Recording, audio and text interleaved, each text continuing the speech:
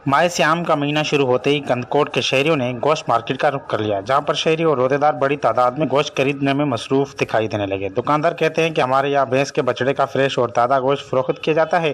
कंदकोट के शहरी शहरी और अफ्तारी पर भैंस के बछड़े का गोश्त बड़े शौक से खाते हैं। हमारे यहाँ भैंस के बछड़े का ताज़ा गोश्त फरोख्त होता है और यहाँ जो है ना शहरी बड़ी तादाद में बड़े शौक़ से शहरी और अफ्तारी के लिए गोश्त लेके जाते हैं। यहाँ जो है ना आवाम बहुत ही पसंद करते हैं इधर से गोश्त हमारे भैंस के बछड़े का जो है सो खुद आते हैं, अपने दोस्तों को बुलाते हैं, यहाँ से गोश्त लेके जाते हैं। शहरियों का मजीद कहना था कि हम शहरी और अफ्तारी पर भैंस के बछड़े का ताज़ा और फ्रेश गोश्त खरीद करके गर्मा गर्म चटपटा मसालों से तैयार करके अपने दोस्तों और फैमिली के साथ खाकर लुत्फ़ अंदोज होते हैं। शहरी और अफ्तारी के लिए इधर से गोश्त लेते हैं, अपने दोस्तों के साथ चटपटे मसालों के साथ बनाकर लुत्फ़ अंदोज होते हैं।